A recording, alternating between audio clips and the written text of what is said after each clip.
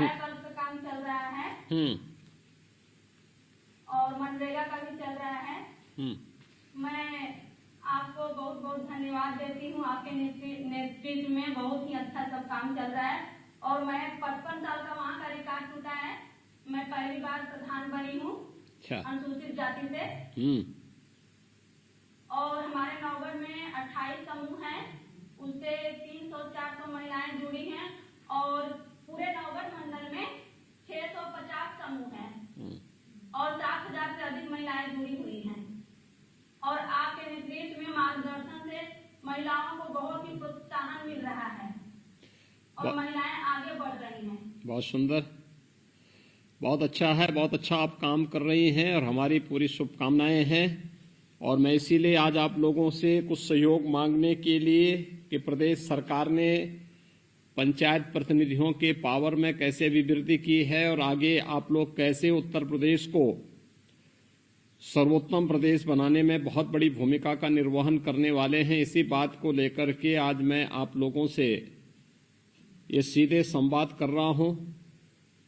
आपने नीलम जी, आपने अपने ग्राम पंचायत बाघी से जो चंदौली जनपद के नौगढ़ विकास खंड से जुड़ा हुआ गांव है और आज आप अनुसूचित जाति के होने के बावजूद भी गांव की सेवा के और विकास के लिए प्रतिबद्ध होकर के कार्य कर रही हैं। मैं आपको और आपकी पूरी ग्राम पंचायत को बहुत बहुत धन्यवाद देता हूं। राहुल जी अनम्यूट कर लीजिए। बिजनौर से श्री राहुल कुमार, बोलिए। हाँ नमस्ते। नमस्कार सर। नमस्ते, बताइए राहुल जी। जय श्री राम, कैसे हैं आप?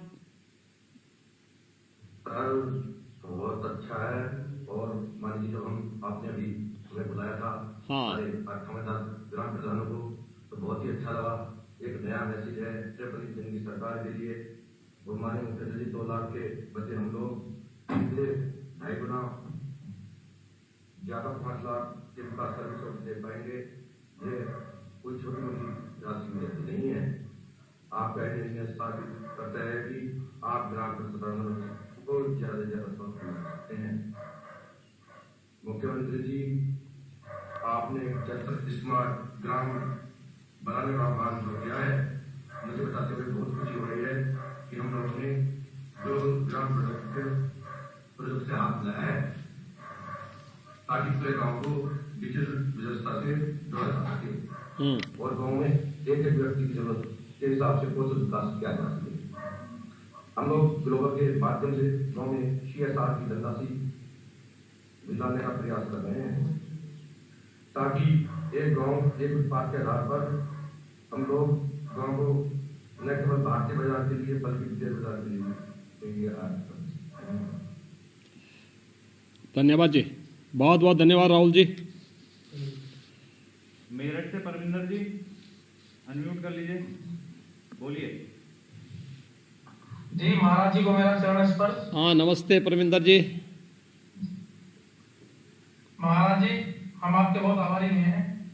हम ग्राम प्रधान संगठन की ओर से आपको बहुत बहुत बधाई देते हैं। आपने ग्राम प्रधान को बहुत शक्तिशाली बनाया है अपने कार्यकाल में और हम उम्मीद करते हैं कि 10 मार्च के बाद हमारे मुख्यमंत्री दोबारा शपथ लें और फिर हम अपनी मांग को रखें मुख्यमंत्री से विकास के लिए। बहुत बहुत धन्यवाद। आभारी हैं आपके परविंदर, आभारी हैं आपके। धन्यवाद जी, बहुत बहुत धन्यवाद जी मुख्यमंत्री जी। प्रियंका तिवारी जी हाथरस से। नमस्कार सर, मैं प्रियंका तिवारी प्रधान राजपुर हाथरस से बोल रही हूँ। हाँ नमस्ते सर, सबसे पहले तो मैं आपको बहुत बहुत धन्यवाद करना चाहती हूँ क्योंकि आपने 15 दिसंबर को प्रधानों को उनकी ताकत वापस दे दी है और वापस से प्रधान अपनी हिम्मत से अपनी ताकत को यूज कर पा रहे हैं और काम अच्छे से कर पाएंगे। दूसरी चीज सर, मैं आपको इसलिए भी धन्यवाद करना चाहती हूँ कि आपने जो ब्यूरोक्रेसी को अपने सरकार में पावर दे रखी है सर, उनके कारण बहुत से ऐसे काम हैं जो रुकते रुकते पूरे हो जाते हैं। सर उसके लिए मैं आपका बहुत बहुत धन्यवाद करती हूँ क्योंकि मैंने शायद सिर्फ ये आपकी सरकार है जिसमें मैंने देखा है कि इतनी पावर है और इतनी जल्दी जल्दी सारे काम हो रहे हैं। और सर मैं भगवान से प्रार्थना करती हूँ कि आप भी वापस आए उत्तर प्रदेश में और उत्तर प्रदेश को सर्वोत्तम प्रदेश मिलकर बनाएंगे सर। धन्यवाद जी, बहुत बहुत धन्यवाद प्रियंका जी। बहुत धन्यवाद।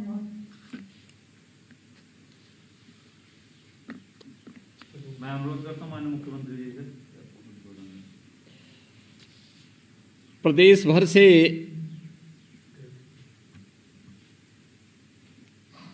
जुड़े हुए सभी 58,189 हमारे सम्मानित ग्राम प्रधानगण,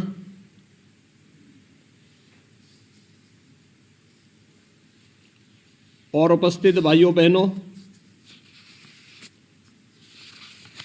आज मुझे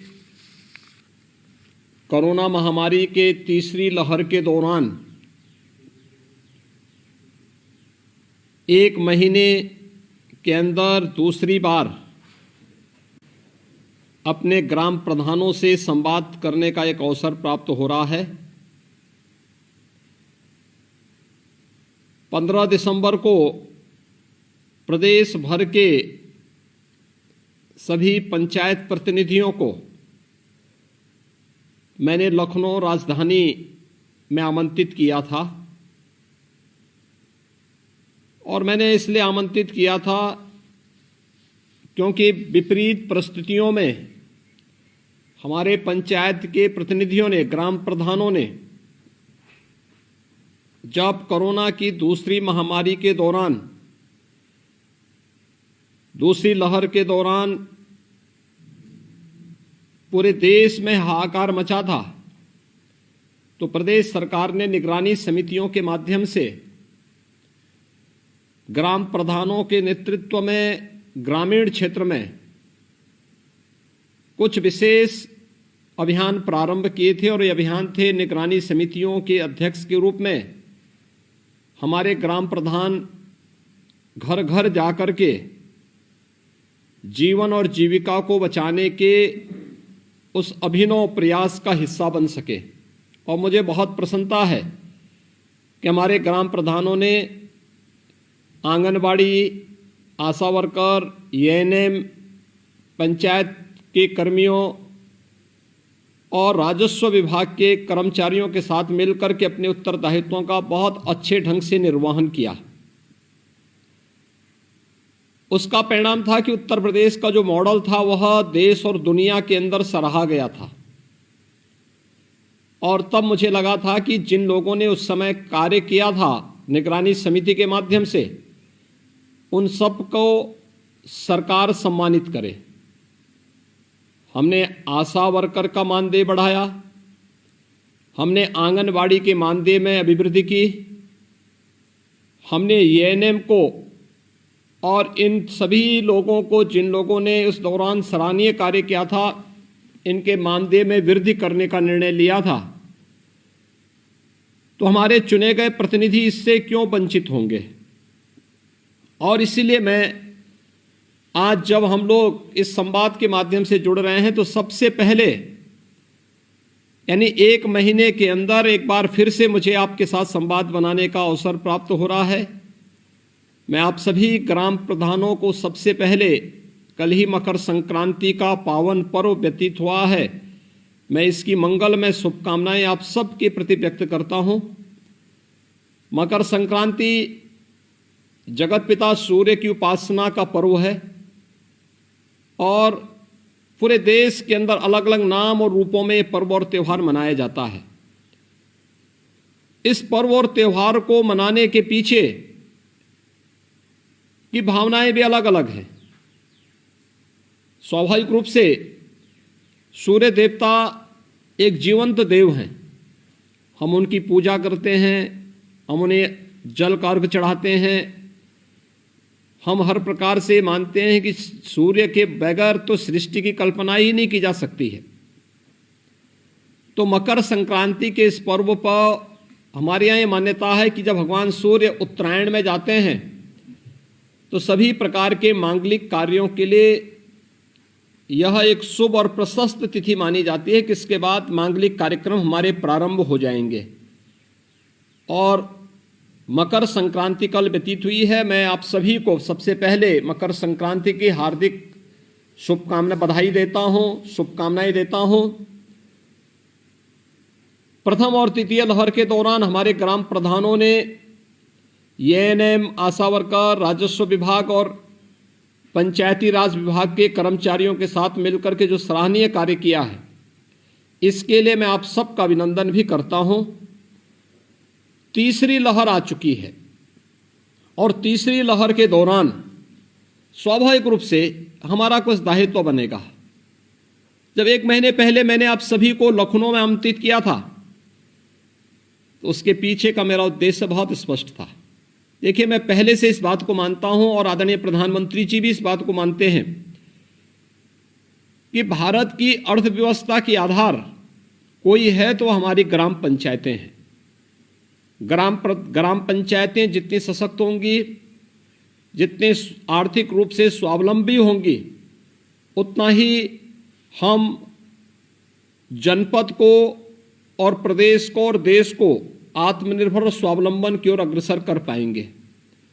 और उसी स्वावलंबन के लक्ष्य को प्राप्त करने की दिशा में हमारी सरकार ने यह तय किया कि हर ग्राम पंचायत में अगर प्रदेश स्तर पर और केंद्र सरकार के स्तर पर विकास की धुरी का केंद्र बिंदु राज्य सरकार का सचिवालय, केंद्र सरकार का सचिवालय होता है, तो ग्राम पंचायत भी विकास की नींव है। तो ग्राम पंचायत के विकास के लिए भी ग्राम पंचायत सचिवालय का निर्माण होना चाहिए और ग्राम पंचायत सचिवालय के निर्माण के माध्यम से हम लोगों ने सभी प्रदेश के 58,189 ग्राम पंचायतों में एक ग्राम पंचायत सचिवालय के निर्माण की कार्रवाई को आगे बढ़ाया है। और मुझे प्रसन्नता है कि सभी ग्राम पंचायतों में सचिवालय के कार्य पूरे हो गए हैं। उसमें साज सज्जा की व्यवस्था, उसमें कंप्यूटर और इंटरनेट की व्यवस्था वर्तमान में की जा रही है। इसके पीछे का ध्येय एक ही है कि इसका लाभ गांव के लोगों को मिले और हमारे गांव भी स्मार्ट बनने की ओर अग्रसर हो सके। इसके लिए हम लोगों ने प्रत्येक ग्राम पंचायत में पंचायत सहायकों के चयन, उनके प्रशिक्षण और उनकी तैनाती की कार्रवाई प्रारंभ की है। 56,266 पंचायत सहायक के लिए माह दिसंबर का उनका मानदेय यह हम लोग जनवरी माह में दे रहे हैं, जिन्हें 6,000 रुपये हर महीने उपलब्ध करवाए जा रहे हैं और वह पैसा उनको उपलब्ध करवाया जा रहा है। अब तक 23,000 ग्राम पंचायतों में इस मानदेय का भुगतान हो भी चुका है। हम लोगों ने प्रदेश के अंदर पंचायतों को वित्तीय रूप से, प्रशासनिक रूप से और तकनीकी रूप से सशक्त करने और उनके अधिकारों में, ग्राम प्रधान के अधिकारों में बढ़ोतरी करने, ग्राम पंचायतों के अधिकारों में बढ़ोतरी हो, इसके लिए भी कार्रवाई की थी, जिसके लिए हमारे सभी ग्राम प्रधानगण लखनऊ में आए थे और जिसको उस समय उन्होंने बहुत अच्छे ढंग से यहाँ के कार्यक्रम को बड़े अच्छे ढंग से उन्होंने आगे बढ़ाने का कार्य भी किया था।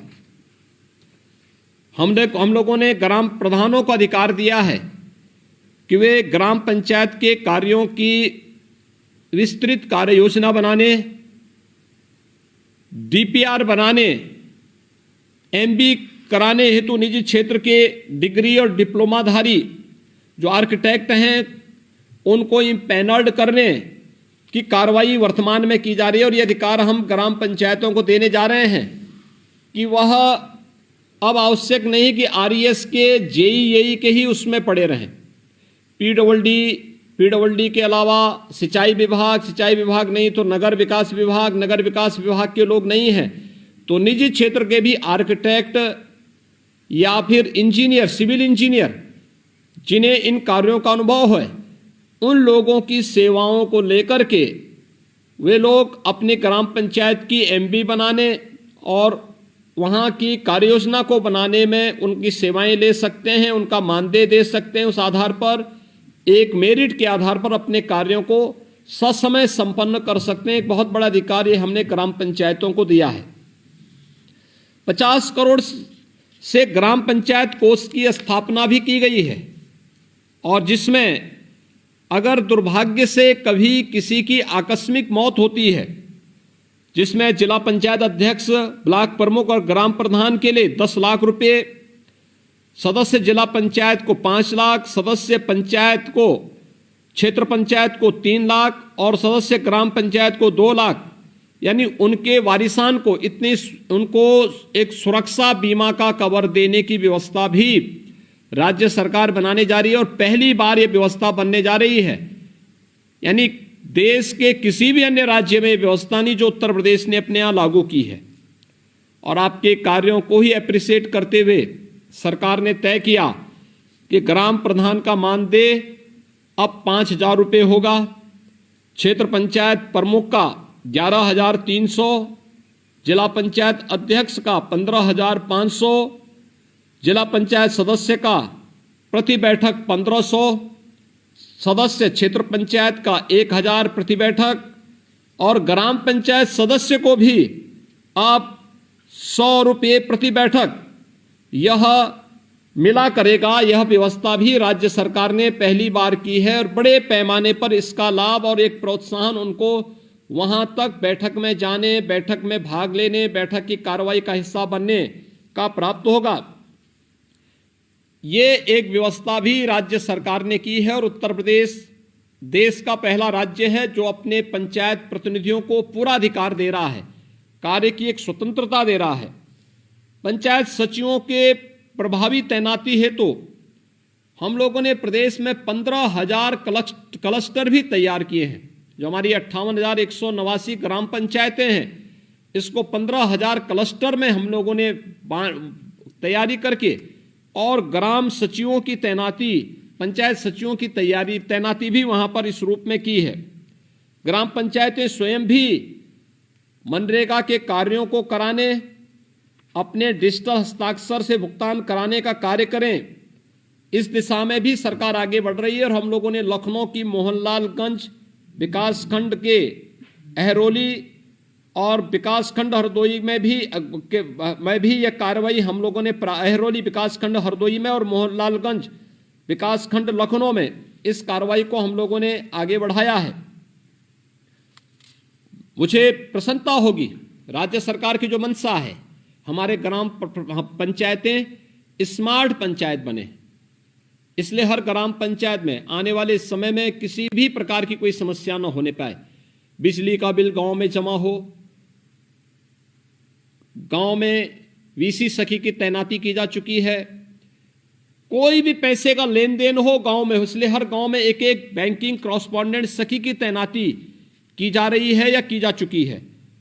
ऐसे ही एसएससी व महिला बीट पुलिस कर्मी की भी उचित व्यवस्था बनाते हुए गांव की समस्या का समाधान गांव में हो, इधर उधर भटकने की आवश्यकता ना हो, यह भी व्यवस्था सरकार इसमें करने जा रही है।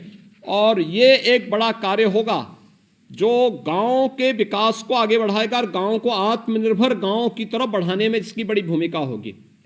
आने वाले समय में जब कंप्यूटर सहायक आपके यहाँ आ गया है, इस कंप्यूटर सहायक का सहयोग लेकर के हम बहुत काम कर सकते हैं। खासतौर पर गांव में आय प्रमाण पत्र, मूल निवास प्रमाण पत्र, जाति प्रमाण पत्र, गांव की व्यवस्था से जुड़ी हुई अन्य तमाम सुविधाएं गांव के लोगों को गांव में ही दे सकते हैं। पेंशन की सुविधा का लाभ गांव में ही दी जा सकती है। पैसे का बैंकों से लेन देन का काम गांव में ही हो सकता है। और ये मैं चाहूंगा कि हर ग्राम पंचायत इस दिशा में कार्य करे। राज्य सरकार इस दिशा में आपको स्वावलंबन की ओर अग्रसर करने की दिशा में कार्य कर रही है। मेरी आप सभी ग्राम प्रधानों से कुछ बातों के लिए अनुरोध होगा। एक, ये तीसरी लहर आ चुकी है और इस तीसरी लहर के दौरान आपकी बड़ी जिम्मेदारी है, क्योंकि ग्राम प्रधान एक गांव का कस्टोडियन भी होता है, गांव का अभिभावक होता है। अपनी ग्राम पंचायत के अभिभावक के रूप में आपकी एक बड़ी जिम्मेदारी है। और जिम्मेदारी इस बात को लेकर के कि एक तीसरी लहर के दौरान अपनी गांव पे निगाह रखना, गांव की निगरानी रखने की वजह के लिए पहला हमारा प्रयास होना चाहिए कि निगरानी समिति से जुड़े हुए जितने भी लोग हैं, आंगनबाड़ी, आशा वर्कर, एएनएम, पंचायत के प्रतिनिधि, यानी जितने भी आपके पंचायत के प्रतिनिधि होंगे, पंचायत के कर्मचारी होंगे, राजस्व विभाग के उस गांव के उससे जुड़े हुए कर्मचारी होंगे, इन सब की एक टीम बनाना जो पहले से बनी हुई, इसको एक्टिव करना, घर घर सर्वे करना। सर्वे में दो चीजें, एक कोई व्यक्ति बाहर से तो नहीं आया है, सूची बना देना। दूसरा,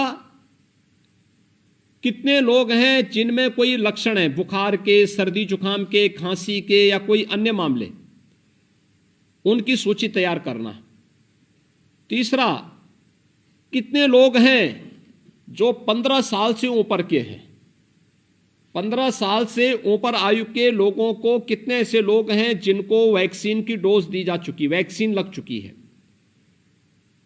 15 से 17 का तो अभी प्रारंभ हुआ है, लेकिन शेष अन्य लोगों को वैक्सीन लगाने की व्यवस्था क्या है?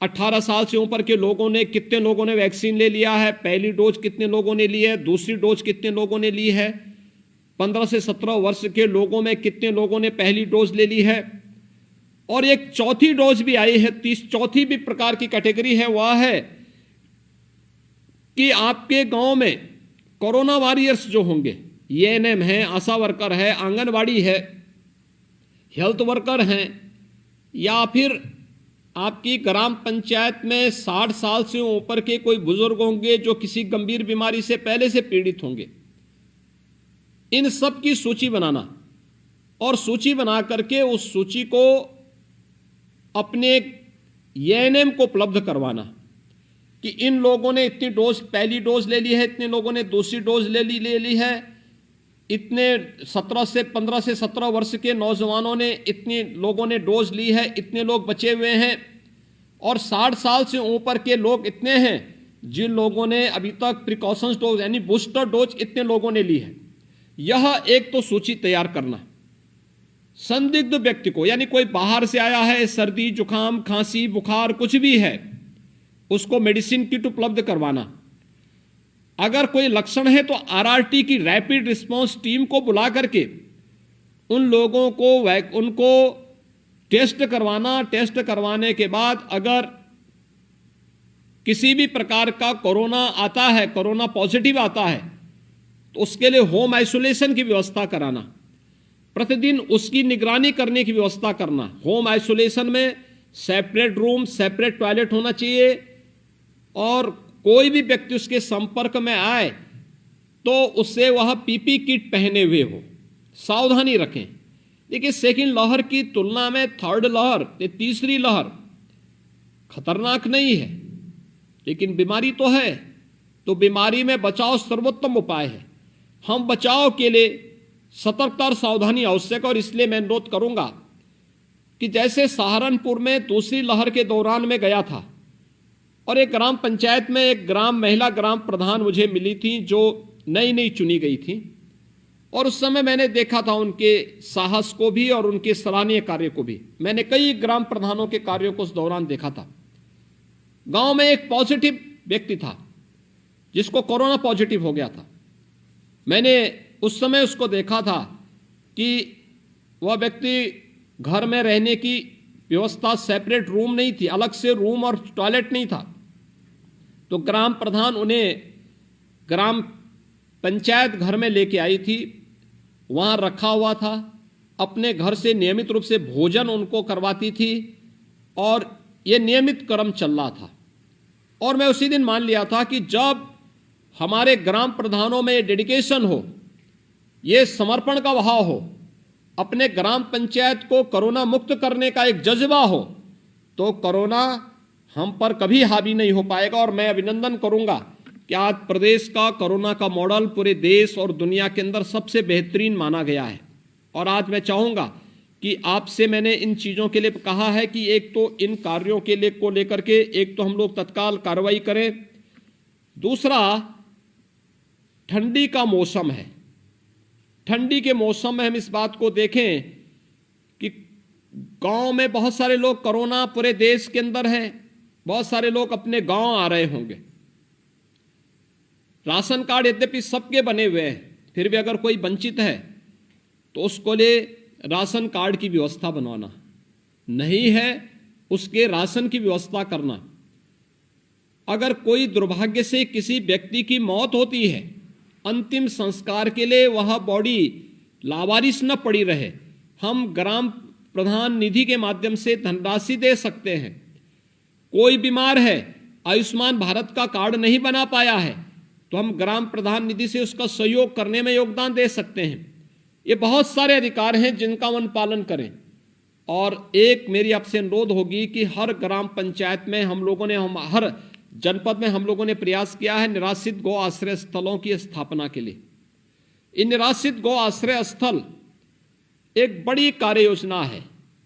दो चीजें हैं, देखिए गाय को क्षति पहुंचती थी तो कानून व्यवस्था की भीषण संकट आती थी, गौ माता की तस्करी होती थी तो बहुत सारी जगह दंगे हो जाते थे, लोगों की भावनाएं आहत होती थी। सरकार ने तस्करी को रोक दिया, अवैध बूचड़खानों को बंद करवा दिया। अब गोवंश आया है तो इसके लिए निराश्रित गौ आश्रय स्थल हम लोगों ने बनाए हैं। निराश्रित गौ आश्रय स्थल में 3 प्रकार की योजनाएं सरकार की चल रही हैं। एक योजना चल रही है जिसमें सरकार ने निराश्रित गौ आश्रय स्थल खोले हैं, जितने भी निराश्रित गौ आश्रय स्थल हैं उनमें गोवंश को ला करके उसकी देखभाल की जा रही है। दूसरा है सहभागिता योजना, जिसमें गांव का कोई व्यक्ति अगर निराश्रित गौ आश्रय स्थल से किसी गोवंश को अपने पास ले जाकर के उसकी देखभाल करना चाहता है तो वह अपने घर में ले जाकर के उनकी देखभाल कर सकता है, उनकी सेवा कर सकता है और हर गोवंश का उसे 900 रुपये दिया करेंगे। ये सरकार की योजना का हिस्सा है। लगभग 1 लाख गोवंश ऐसा विभिन्न ग्राम पंचायतों में किसानों के पास हैं। एक किसान को 4 गोवंश तक देने की व्यवस्था। आप सोचिए कि किसी गांव में एक किसान 4 गोवंश की देखभाल कर रहा है तो 3600 रुपये उस परिवार को मिल जाएंगे। 3600 रुपये परिवार को मिलेंगे भी, और इस गोवंश से जो गोबर निकलेगा, गोमूत्र निकलेगा, अगर वो ब्याती उसका दूध उस परिवार का स्वयं का होगा। लेकिन गाय की सेवा करें, गौ माता की देखभाल करें, गौ माता की सेवा का पुण्य भी मिलेगा और अन्य चीजें भी उसको फ्री में मिल जाएंगी। तीसरी योजना है कुपोषित परिवारों को एक ब्याई हुई गाय उपलब्ध करवाना। यानी जो कुपोषित परिवार हैं उन लोगों की सूची होगी आपके ग्राम पंचायत में आंगनबाड़ी के पास। आंगनबाड़ी से उस सूची को लेकर के जिस परिवार में कुपोषित माता है, कुपोषित किशोरी कन्या है, कुपोषित बच्चा है, उस परिवार को निराश्रित गौ आश्रय स्थल से एक कोई ब्याही हुई गाय उपलब्ध कराना और वह परिवार उसकी देखभाल करे। इसके बदले सरकार उन्हें 900 रुपये हर महीने उपलब्ध कराती है उस गौ सेवा के लिए। भाइयों बहनों, ये इतनी अच्छी 3 प्रकार की योजनाएं हैं। अगर इन 3 योजनाओं को हम गांव में लागू कर देंगे तो ये अन्ना पशु या छुट्टा पशुओं की समस्या या निराश्रित गौ आश्रय गोवंश की जो समस्या है इसका पूरी तरह समाधान हो सकता है। अपनी अपनी ग्राम पंचायतों में इस जिम्मेदारी को हमें लेना होगा। अगर हम लोग ले लेंगे तो एक बहुत बड़ी समस्या का समाधान हम लोग कर देंगे। किसानों की फसलों को भी हम बचा देंगे और इसके माध्यम से गांव में अनावश्यक तनाव की स्थिति जो पैदा होती है इसका भी समाधान हम लोग कर देंगे। मेरे आप सबसे अपील होगा कि वर्तमान में कोरोना महामारी से बचाव करने प्रदेश के अंदर 15 करोड़ लोगों को हम लोग फ्री में अन्न योजना दे रहे हैं। खाद्यान्न डबल इंजन की सरकार है, डबल डोज भी दे रहे हैं। यानी केंद्र सरकार के द्वारा हर परिवार को 5 किलो अन्न हर यूनिट पे उपलब्ध कराया जा रहा है और हमारी सरकार के द्वारा अंत्योदय कार्ड धारकों को 35 किलो खाद्यान्न, 1 किलो दाल, 1 किलो खाद्य तेल, 1 किलो चीनी, 1 किलो नमक उपलब्ध करवाया जा रहा है। अंत्योदय परिवार बहुत सारे ऐसे होंगे जो कोटे की दुकान पे नहीं आ सकते, मेरा अनुरोध होगा उनके घरों तक खाद्यान्न पहुंचाने का योगदान आप करेंगे तो पुण्य के भागीदार होंगे। दूसरा, पात्र गृहस्थी परिवारों को प्रति यूनिट हम लोग 5 किलो खाद्यान्न उपलब्ध करवा रहे हैं। इसमें गेहूं या चावल या कुछ आधा गेहूं आधा चावल उपलब्ध करवाते हैं। अगर 9 परिवार किसी कार्ड में हैं, 9 यूनिट हैं तो 45 किलो खाद्यान्न मिल जाएगा, 7 हैं तो 35 किलो मिल जाएगा, 5 है तो 25 किलो खाद्यान्न मिल जाएगा।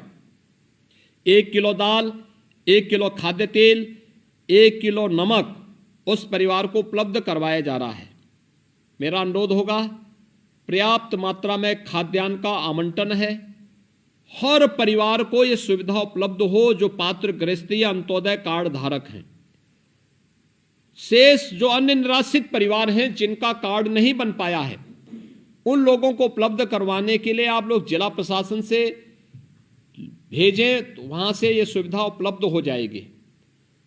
ये सभी सुविधाएं अगर हम अपने गांव में कराएंगे तो देखिए इसका लाभ ग्राम प्रधानों को प्राप्त होगा, यशस्वी आपका जीवन होगा और एक महामारी के खिलाफ देश की लड़ाई को हम आगे बढ़ाने में सफल होंगे।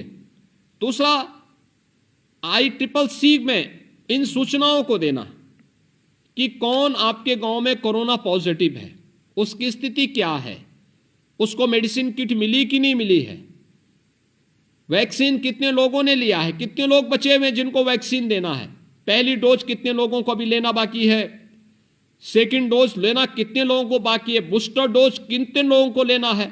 अगर ये सभी डाटा अगर आप ग्राम पंचायत के माध्यम से तैयार करेंगे बहुत बड़ा पुण्य का कार्य होगा।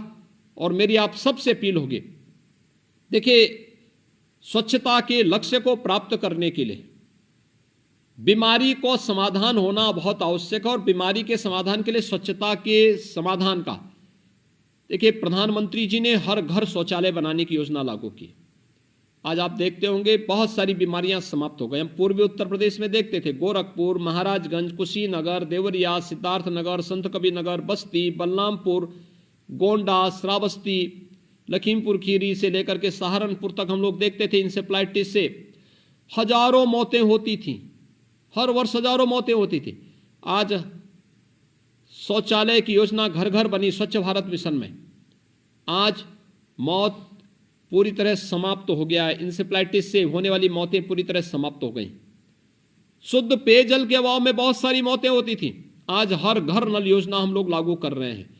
कितना बड़ा कार्य हो रहा है और मैं चाहूंगा कि ये जो बड़ा कार्य है आप इसकी धुरी हैं। अगर हमारा देश स्वस्थ और सशक्त होना है तो हमें अपनी ग्राम पंचायतों को सशक्त और स्वस्थ बनाना पड़ेगा। और ये स्वच्छता भारत मिशन, हर घर नल योजना, कोरोना में निगरानी समितियों के साथ जुड़ करके बहुत बेहतरीन प्रदर्शन करना, ये सभी कार्य अगर आप सब मिलकर के करते हैं तो मुझे लगता है कि हम अपने गांव को स्वच्छ, सुंदर, स्वस्थ और सशक्त बनाने और आत्मनिर्भरता के लक्ष्य को प्राप्त करने में हमें सफलता प्राप्त होगी। आज मुझे 5 ग्राम प्रधानों के साथ संवाद बनाने का अवसर प्राप्त हुआ, जिसमें लखनऊ से वीरेंद्र शुक्ला जी से, चंदौली से श्रीमती नीलम ओहरी से, बिजनौर से श्री राहुल कुमार जी से, मेरठ से श्री परमिंदर सिंह जी से, हाथरस से सुश्री प्रियंका तिवारी जी से मुझे संवाद बनाने का अवसर प्राप्त हो रहा है। मेरा इच्छा थी कि सभी 58,189 ग्राम प्रधानों के साथ मैं सीधे संवाद बनाऊं, लेकिन मेरी सीमा है, आपकी भी एक सीमा है। समय की सीमा को ध्यान में रखते हुए मैं चाहूँगा कि कोरोना महामारी के दौरान निगरानी समिति को एक्टिवेट करते हुए आप सभी बेहतरीन प्रदर्शन करने का कार्य करेंगे और मेरा गांव कोरोना मुक्त गांव, इस लक्ष्य को लेकर के आप कार्य करेंगे तो हमें प्रसन्नता होगी। आप सबसे मेरी अपील होगी, अपने अपने ग्राम पंचायत में आगामी विधानसभा चुनाव में 100% मतदान कराने के लक्ष्य की दिशा में आप आगे बढ़ें। देखिए, मतदान हमारा अधिकार है और हर व्यक्ति का यह अधिकार होना चाहिए।